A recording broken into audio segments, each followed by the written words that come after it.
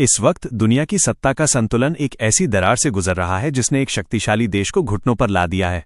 ये कहानी सिर्फ एक हथियार प्रणाली को छोड़ने की नहीं है, ये कहानी है उस भू राजनीतिक डर की जिसने एक खलीफा बनने का सपना देखने वाले राष्ट्र को अपनी सबसे बड़ी रणनीतिक भूल सुधारने पर मजबूर कर दिया है। जब भारत चुपचाप अपनी ताकत की इमारत खड़ी कर रहा था, तब ये देश अपने ही राजनीतिक जाल में फंसता चला गया। इस वक्त इस्तांबुल से लेकर वॉशिंगटन तक हर जगह एक ही सवाल गूंज रहा है, आखिर तुर्की क्यों और किसके दबाव में अपने सबसे महंगे रूसी रक्षा कवच को उतार फेंकने की तैयारी कर रहा है। जवाब केवल F-35 या अमेरिका नहीं है, जवाब में एक ऐसी एशियाई शक्ति का नाम शामिल है जिसकी अनदेखी अब असंभव है। हेलो दोस्तों, मैं हूं उम्मेद और आपका हमारे इस नए चैनल में स्वागत है। आज मैं वो खबर लेकर आया हूं जो वाकई आपको बतानी बहुत जरूरी थी। सबसे पहले, अगर आप चाहते हैं कि भारत की आवाज पूरी दुनिया तक गूंजे और हमारा देश हर क्षेत्र में आत्मनिर्भर बने, तो तुरंत इस चैनल को सब्सक्राइब करें और इस वीडियो को लाइक करें। हमें आपके समर्थन की सख्त जरूरत है। देखिए, इस वक्त जो सबसे बड़ी ब्रेकिंग न्यूज सामने आ रही है वो तुर्की के राष्ट्रपति रिसेप तय्यप एर्दोगन की सबसे बड़ी सामरिक गलती को सुधारने की उनकी हताश कोशिश है। ब्लूमबर्ग की हालिया रिपोर्ट ने यह खुलासा किया है कि तुर्की अपने रूसी S-400 वायु रक्षा प्रणाली को निष्क्रिय करने और उसे देश से बाहर करने की योजना बना रहा है। ये कोई सामान्य रक्षा निर्णय नहीं है, ये उस कठोर अंतर्राष्ट्रीय दबाव का सबसे सीधा प्रमाण है जिसके आगे एक वक्त की महत्वाकांक्षी शक्ति को झुकना पड़ा है। एर्दोगन ने 2019 में जब ये सिस्टम रूस से खरीदा था, तब उन्होंने इसे अपनी संप्रभुता और नेटो को चुनौती देने का प्रतीक माना था, लेकिन आज वही S-400 उनके गले की फांस बन चुका है। वो अब इस उम्मीद में है कि इसे हटाने के बाद उसे अमेरिकी F-35 कार्यक्रम में फिर से शामिल कर लिया जाएगा, जहां से उसे बाहर का रास्ता दिखाया गया था। और यहीं पर भारत की कहानी निर्णायक मोड़ लेती है। तुर्की के इस हताश कदम के पीछे सबसे बड़ा कारण यह है कि जिस S-400 को उसने अपनी क्षेत्रीय ताकत का आधार माना था, वो आज भारत के पास मौजूद S-400 के सामने बच्चों का खेल है। भारत के पास S-400 का वो संस्करण है जिसे रूस अपनी सेना के लिए इस्तेमाल करता है, सबसे उन्नत, सबसे प्रभावी। इसके विपरीत तुर्की को जो सिस्टम मिला था वो डाउनग्रेडेड था, जिसमें क्षमताएं कम थीं और सेंसर तथा कमांड मॉड्यूल भी अधूरे संस्करण थे। भारत ने बिना किसी राजनीतिक ड्रामे और टकराव के चुपचाप अपनी सैन्य क्षमता को उस स्तर पर पहुंचा दिया है जहां तुर्की जैसे देश भी आज अपनी पिछली रणनीति पर पछता रहे हैं। तुर्की की पुरानी नीति, जो भारत को चुनौती देने और इस्लामिक दुनिया का नेता बनने पर टिकी थी, अब पूरी तरह से ध्वस्त हो चुकी है। अब बात करते हैं कि आखिर तुर्की को ये शर्मनाक कदम क्यों उठाना पड़ा और किन बड़ी भू राजनीतिक सच्चाइयों ने उसे इस मोड़ पर ला खड़ा किया है, जिसकी जानकारी आपको एक ही फ्लो में आगे मिलती जाएगी। तुर्की की सबसे पहली और सबसे घातक भूल थी F-35 कार्यक्रम से निकाले जाने के दीर्घकालिक परिणामों की अनदेखी करना। F-35 केवल एक लड़ाकू विमान नहीं है, ये नेटो के भविष्य की वायु रक्षा वास्तुकला का केंद्रीय स्तंभ है। जब अमेरिका ने तुर्की को इससे बाहर किया, तो तुर्की ने न केवल अगली पीढ़ी के स्टील्थ जेट्स खोए, बल्कि उसने अपनी उत्पादन श्रृंखला में शामिल 1000 से अधिक पुर्जों के निर्माण का आर्थिक लाभ भी खो दिया। F-35 कार्यक्रम से अलगाव का मतलब था नेटो के सबसे उन्नत सेंसर और सूचना साझाकरण नेटवर्क से बाहर हो जाना। ये अलगाव न केवल सैन्य क्षति था, बल्कि इसने तुर्की को पश्चिम के साथ सुरक्षा सहयोग के मामले में एक दशक पीछे धकेल दिया। तुर्की को एहसास हुआ कि वो रूस से जो भी खरीदेगा वो नाटो के मानकों से असंगत होगा, जिससे उसकी पश्चिमी देशों पर निर्भरता कम होने के बजाय दोनों तरफ से पिसने की स्थिति बन गई। अमेरिका ने स्पष्ट कर दिया था कि S-400 का रूसी रडार अमेरिकी स्टील्थ तकनीक के लिए एक गंभीर खतरा बन सकता है, जिसे किसी भी कीमत पर बर्दाश्त नहीं किया जा सकता था। तुर्की ने सोचा था कि वो अमेरिका और रूस के बीच संतुलन बना लेगा, पर वो दोनों तरफ से पिस गया। पर सबसे बड़ा झटका तो अगली बात में छुपा है। तुर्की की अर्थव्यवस्था पिछले कुछ वर्षों से लगातार पतन की ओर बढ़ रही है। रिकॉर्ड तोड़ महंगाई और मुद्रास्फीति ने जनता के असंतोष को चरम पर पहुंचा दिया है। राष्ट्रपति एर्दोगन ने लंबे समय तक आक्रामक विदेश नीति को अपनी लोकप्रियता का हथियार बनाया था, लेकिन अब जनता पूछ रही है कि इन महंगी और विफल नीतियों का बोझ क्यों उठाएं। S-400 की खरीद ने अमेरिका से प्रतिबंधों को जन्म दिया, जिससे विदेशी निवेश और आर्थिक सहायता पर नकारात्मक प्रभाव पड़ा। तुर्की की खराब आर्थिक हालत ने उसे मजबूर कर दिया है कि वो अमेरिका की वित्तीय सहायता और सैन्य समर्थन पर अधिक निर्भर हो जाए। S-400 छोड़ना अब राजनीतिक प्रदर्शन नहीं रहा, ये उनकी आर्थिक रणनीति का एक अनिवार्य हिस्सा बन चुका है, जिसके बिना तुर्की की अर्थव्यवस्था को सहारा मिलना मुश्किल है। उनकी राजनीतिक साख दांव पर लगी है और देश के भीतर बढ़ती बेरोजगारी और आर्थिक संकट ने उन्हें सामरिक दांवपेंच खेलने की जगह अपनी प्राथमिकताएं बदलने पर विवश कर दिया है। असली दांवपेंच की कहानी तो अब शुरू होती है। तुर्की के S-400 को छोड़ने का एक मनोवैज्ञानिक कारण भारत की S-400 क्षमता से जुड़ी हकीकत है। भारत ने रूस के साथ गहरे और भरोसेमंद दशकों पुराने संबंधों का लाभ उठाते हुए S-400 का सबसे उन्नत, ऑपरेशनल और नॉन डाउनग्रेडेड संस्करण प्राप्त किया है। यह वही संस्करण है जिसे रूस खुद अपनी रक्षा के लिए उपयोग करता है। भारत ने इसे न केवल सफलतापूर्वक तैनात किया है, बल्कि इसे अपनी एकीकृत वायु रक्षा मिसाइल शील्ड रणनीति में भी शामिल कर लिया है, जो कि तुर्की के लिए एक असंभव लक्ष्य था। दूसरी ओर तुर्की के पास जो सिस्टम है वो घटिया क्वालिटी का माल है, जिसमें न केवल क्षमताएं कम हैं, बल्कि सेंसर और कमांड मॉड्यूल भी अधूरे संस्करण हैं। जब दुनिया ने देखा कि भारत बिना किसी अंतर्राष्ट्रीय टकराव के अपने सबसे उन्नत सिस्टम को तैनात कर चुका है, तो तुर्की का डाउनग्रेडेड सिस्टम केवल एक महंगा राजनीतिक खिलौना बनकर रह गया। ये तुर्की के उन पुराने दावों को भी कमजोर करता है जहां वो खुद को इस्लामी दुनिया का एकमात्र आधुनिक सैन्य नेता साबित करना चाहता था। लेकिन इस साजिश की परतें और भी गहरी हैं। तुर्की S-400 को वापस रूस को भी नहीं दे सकता, और ये उसके लिए एक बहुत बड़ी उलझन है। यदि तुर्की S-400 को रूस को लौटाता है तो अमेरिका इसे प्रतिबंधों के उल्लंघन के रूप में देखेगा और उस पर और सख्त कदम उठाएगा, क्योंकि वो सिस्टम की तकनीक का अध्ययन नहीं कर पाएगा। वहीं रूस इसका उपयोग तुर्की पर राजनीतिक लाभ उठाने के लिए कर सकता है। रूस तुर्की को और अधिक ब्लैकमेल कर सकता है या उससे बदले में कोई बड़ी कूटनीतिक रियायत मांग सकता है। तुर्की इस समय दोनों तरफ से फंसा हुआ है। अगर वो अमेरिका की बात मानता है तो रूस नाराज होगा, अगर रूस की बात मानता है तो अमेरिका उसके खिलाफ कड़े प्रतिबंध लगाएगा। तुर्की अब ऐसी स्थिति में है जहां वो इधर कुआं उधर खाई की स्थिति में फंस चुका है, और एकमात्र निकास रास्ता अमेरिका को खुश करना दिख रहा है, भले ही इसके लिए उसे रूसी सिस्टम को केवल निष्क्रिय करना पड़े। पर इस कहानी का सबसे बड़ा पेंच तो आने वाला है। तुर्की का सपना अपने घरेलू रक्षा उद्योग को वैश्विक स्तर पर स्थापित करना था, जिसका सबसे बड़ा उदाहरण उनका खुद का 5वीं पीढ़ी का लड़ाकू विमान प्रोजेक्ट कान फाइटर है। लेकिन S-400 के कारण अमेरिका से लगातार तनाव ने इस महत्वाकांक्षी प्रोजेक्ट की गति को धीमा कर दिया है। कान फाइटर को विकसित करने और उसे अंतर्राष्ट्रीय बाजार में उतारने के लिए तुर्की को अमेरिकी और पश्चिमी तकनीक, इंजन और विशेषज्ञता की सख्त जरूरत है। यदि तुर्की F-35 कार्यक्रम में वापस शामिल नहीं होता है या अमेरिका के साथ उसके संबंध नहीं सुधरते हैं, तो उसका एरोस्पेस सेक्टर दशकों पिछड़ जाएगा। S-400 को छोड़ने का निर्णय कान फाइटर और अन्य रक्षा परियोजनाओं के लिए पश्चिमी सहयोग का दरवाजा खोलने की एक मजबूरी है। ये दिखाता है कि राष्ट्रीय गौरव के प्रतीक एक विदेशी रक्षा प्रणाली के आगे उनके सबसे बड़े घरेलू सपने भी फीके पड़ गए हैं। असली रहस्य तो अब सामने आएगा। तुर्की की साम्राज्यवादी महत्वाकांक्षाएं उसे भारत के विरोध में खड़ा करती रही हैं, खासकर कश्मीर और पाकिस्तान के समर्थन के मुद्दे पर। लेकिन आज तुर्की को ये समझ आ गया है कि उसकी ये नीति उसके लिए कितनी हानिकारक साबित हुई है। भारत जिस तेजी से सऊदी अरब, संयुक्त अरब अमीरात UAE और मिस्र जैसे प्रमुख खाड़ी देशों के साथ रक्षा और ऊर्जा सहयोग बढ़ा रहा है, वो तुर्की के लिए एक बहुत बड़ा झटका है। इन देशों से तुर्की के रिश्ते पहले से ही तनावपूर्ण थे, और अब गल्फ में भारत का प्रभाव लगातार बढ़ रहा है, जबकि तुर्की अपना स्थान खो रहा है। खाड़ी देश जो कभी तुर्की के प्रभाव क्षेत्र में आते थे, अब भारत को एक विश्वसनीय और संतुलित साझेदार के रूप में देख रहे हैं।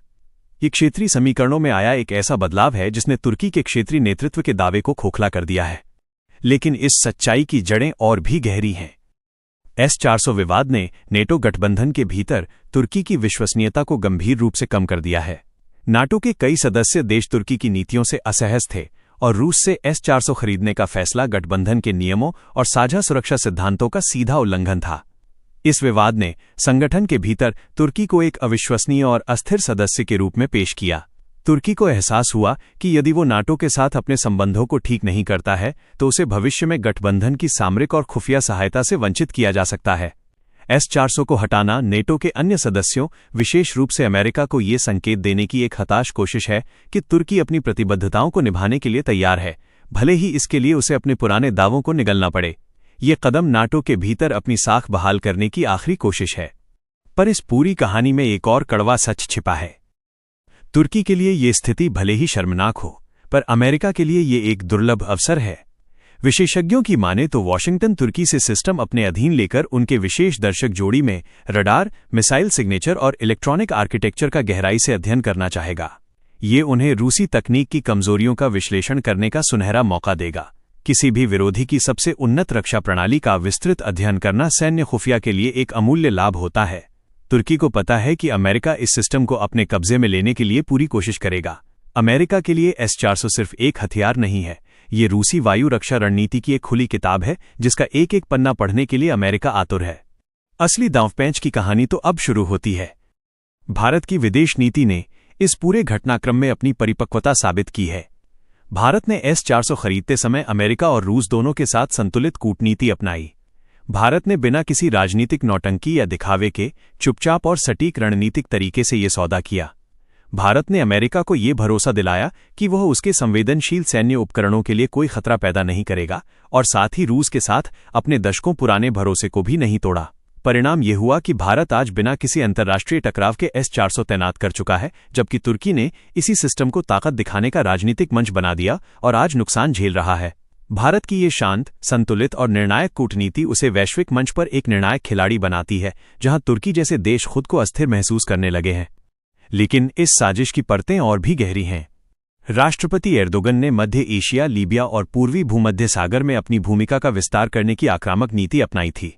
वो खुद को एक नव ओटोमन साम्राज्य के पुनर्निर्माणकर्ता के रूप में प्रस्तुत करना चाहते थे, लेकिन S-400 विवाद और पश्चिमी देशों से अलगाव के कारण उनकी ये आक्रामक विदेश नीति उल्टी पड़ गई। उन्हें एहसास हुआ कि इन महत्वाकांक्षाओं को पूरा करने के लिए उन्हें पश्चिमी देशों के आर्थिक और सैन्य समर्थन की सख्त जरूरत है, जिसके लिए उन्हें नाटो मानकों के भीतर रहना होगा। S-400 छोड़ना उनकी क्षेत्रीय महत्वाकांक्षाओं के कमजोर पड़ने का सीधा संकेत है, क्योंकि अब उन्हें अपनी आंतरिक आर्थिक और राजनीतिक स्थिरता को प्राथमिकता देनी पड़ रही है। उनका ये कदम उनकी उस खलीफा बनने की महत्वाकांक्षा पर एक गहरा वार है। पर सबसे बड़ा झटका तो अगली बात में छुपा है। तुर्की का S-400 को छोड़ने का फैसला चीन की C-400 जैसी किसी भी रूसी या चीनी रक्षा प्रणाली को भविष्य में अपनाने के प्रति अमेरिका के सख्त रुख को भी उजागर करता है। अमेरिका ने स्पष्ट कर दिया है कि वो अपने सहयोगियों को ऐसी किसी भी गैर नेटो प्रणाली को अपने रक्षा ढांचे में शामिल करने की अनुमति नहीं देगा, जो अमेरिकी उपकरणों के साथ सुरक्षा जोखिम पैदा कर सकती है। तुर्की के इस कदम को अन्य नाटो सहयोगियों के लिए एक चेतावनी के रूप में भी देखा जा रहा है। तुर्की यह भी जानता है कि F-35 कार्यक्रम में वापस शामिल होने के लिए उसे केवल S-400 को निष्क्रिय नहीं करना होगा, बल्कि भविष्य में ऐसी किसी भी खरीद से बचने की गारंटी भी देनी होगी जो पश्चिमी सुरक्षा मानकों से मेल न खाती हो। असली दांवपेंच की कहानी तो अब शुरू होती है। तुर्की का S-400 को छोड़ना रूसी रक्षा उद्योग के लिए भी एक बड़ा झटका है। रूस ने S-400 को अपनी सबसे उन्नत और सफल निर्यात प्रणाली के रूप में पेश किया था। तुर्की जैसे नाटो सदस्य द्वारा इसका खरीदा जाना रूस की सैन्य तकनीकी प्रतिष्ठा के लिए एक बड़ी जीत थी, लेकिन अब इसे छोड़ने की चर्चा से इस प्रणाली की अंतर्राष्ट्रीय विश्वसनीयता पर सवाल उठेंगे। अन्य संभावित खरीदार जैसे भारत और चीन इस घटनाक्रम पर बारीकी से नजर रखेंगे और रूस के साथ भविष्य के सौदों पर इसका नकारात्मक मनोवैज्ञानिक प्रभाव पड़ सकता है। ये रूस के लिए एक शर्मनाक स्थिति है, क्योंकि उनका एक प्रमुख ग्राहक दबाव में हथियार वापस करने को मजबूर हो रहा है। लेकिन इस साजिश की परतें और भी गहरी हैं। तुर्की की वर्तमान स्थिति को कई विशेषज्ञ उसकी भारत विरोधी नीतियों के फल के रूप में देख रहे हैं। तुर्की ने कश्मीर मुद्दे पर पाकिस्तान का लगातार समर्थन किया, जिससे भारत के साथ उसके संबंध तनावपूर्ण रहे। इसके अलावा तुर्की ने संयुक्त राष्ट्र और इस्लामिक सहयोग संगठन OIC जैसे मंचों पर भारत के हितों के विरुद्ध काम किया। भारत अब चुपचाप उन सभी मोर्चों पर तुर्की को जवाब दे रहा है जहां तुर्की का प्रभाव था, चाहे वो खाड़ी देशों में साझेदारी हो या वैश्विक मंचों पर तुर्की के बयानों को अप्रभावी करना हो। भारत की कूटनीति ने तुर्की को ये महसूस करा दिया है कि भारत को चुनौती देना अब महंगा सौदा है। तुर्की की कूटनीति तेजी से असंगत दिखाई देती है, जबकि भारत की कूटनीति शांत और संतुलित होकर भी निर्णायक है। पर सबसे बड़ा झटका तो अगली बात में छुपा है। भारत को इस पूरे घटनाक्रम में एक असाधारण लाभ मिला है।